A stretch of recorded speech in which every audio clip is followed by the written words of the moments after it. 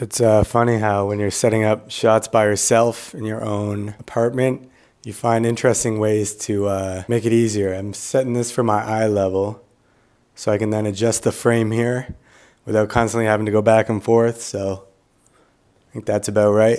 Okay, I think that's better. Now we just got to get the lights. Okay, cool. We have the light now. And kind of cool that lights actually work if you put them on upside down. So.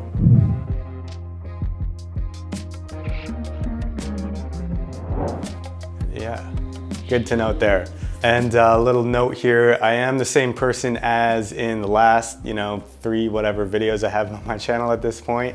I just shaved, I just have a new face basically. So in this video, we're actually gonna do something I wanted to do in the last video, the very last video I posted, which was about how to get transitions completely done in post by pretty much completely recreating a new environment in After Effects. Some compositing transition work going on there. So if you haven't checked that out, check it out. And I just kind of want to satisfy my own curiosity and pretty much apply that technique to a different shooting environment.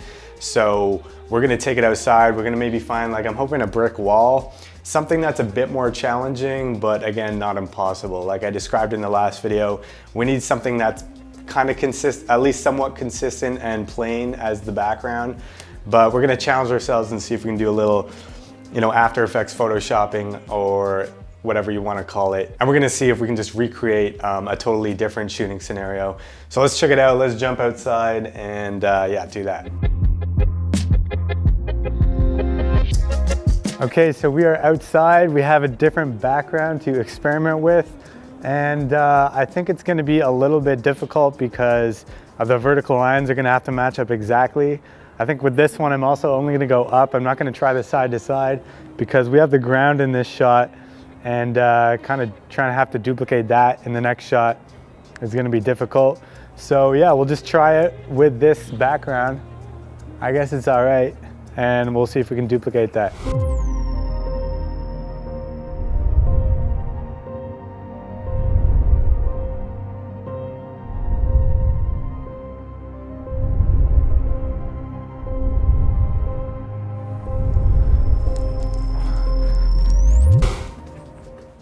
Okay, so this is more what I was thinking, although I think it'll be a bit of a challenge getting these red bricks recreated. They're kind of like painted over and there's some white lines and they're like orange as well.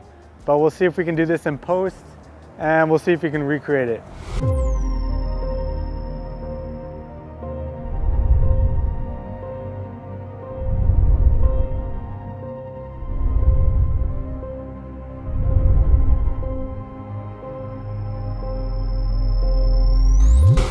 Okay, so we are back. I am at my computer here and yeah, we were able to get the effects. So it wasn't actually as difficult as I thought it might be, especially with that last scene with all the red bricks. It really just involves some not too difficult steps. So I'm not gonna go through like every single step. If you want to check out kind of more an in-depth process of how to get this effect, I'd check out the very last video I posted. But in this video, I'm just kind of gonna basically briefly go over the After Effects project. Everything's basically done, and we'll just kind of go through and look at what's going on in the project. Okay, so here's our After Effects project. Basically, well, the first thing I actually did was I created some cuts in Final Cut Pro. So for example, here's location 1. These are just the different shots of me doing my thing down here. And I allowed some time at the beginning and ending of each shot so I could have time for that motion to occur. So basically what I did in After Effects is you have your video layer and I duplicated it. Okay, so maybe before jumping in here, I'll just quickly go over like how I got it done. So I thought maybe I'm gonna have to go get some Google images of like a similar looking wall and try to, put that in and use that. But all I ended up having to do was just duplicate the video layer that I already have and just use that same wall again and again to kind of patch and recreate the wall going up.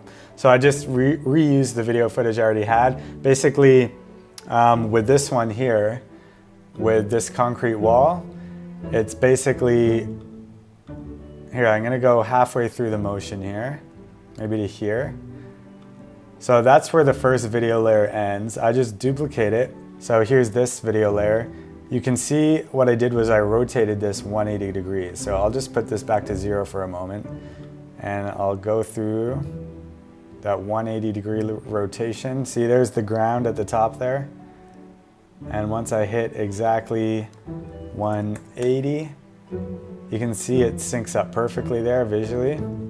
And I pretty much just do that again and again. So there's another layer up above here as well, because I needed to cover up the ground there. So I just do it again. And this one is rotated 0 because the middle one's 180, this one's again back at 0. So that's pretty much it. And then lastly, I just added some lighting effects to kind of maybe make it seem a bit more like it was outside.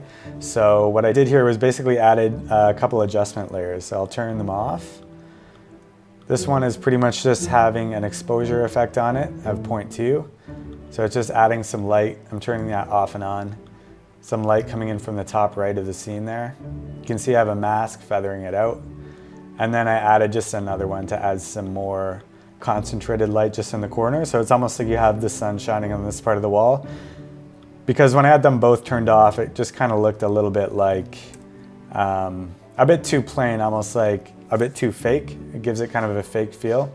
So I think adding that light gives it a bit of a gradient and it comes off a bit more real. And then for the text, it's pretty much just adding normal text, but the key here is to pretty much just add a color burn transfer mode.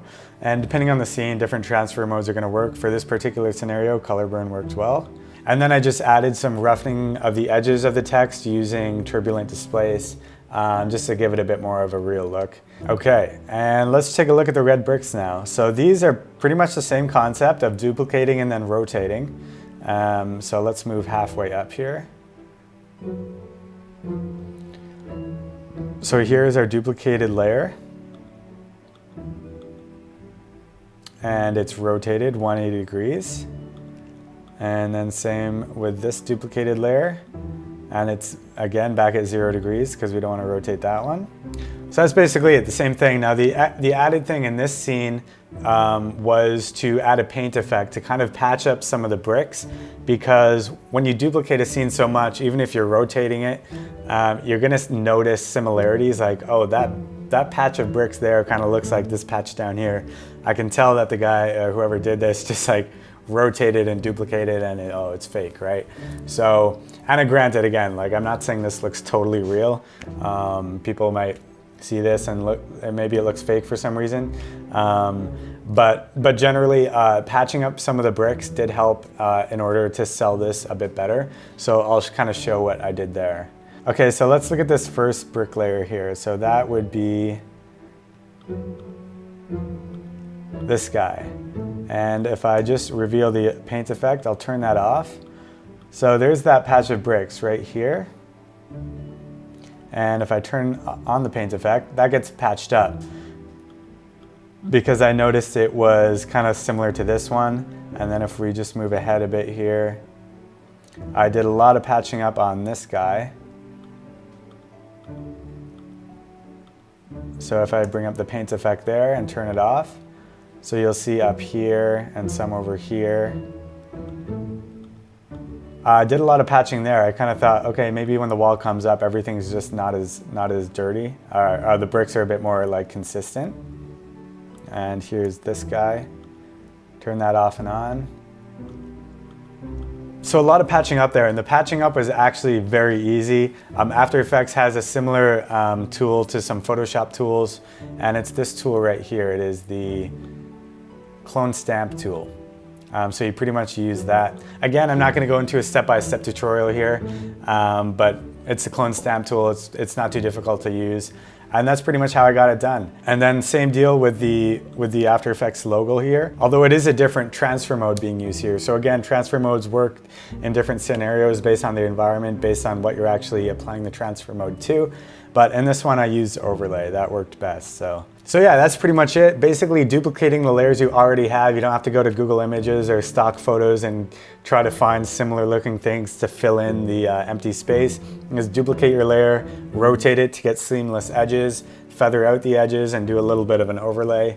Again, my previous video kind of goes over how to actually get this done, but I'm pretty pleased with the fact that you can really apply this to different situations. Just do a little bit of photoshopping, and you know, just as with any cool new video technique, you know, as soon as it's a tool in your tool case, you might find yourself using it a lot more than you would expect, just because now you can do something like that. So I'm a little bit curious, yeah, to see if I'll use this again in the future. But that's about it. Thank you so much for watching, and we'll see you in the next one.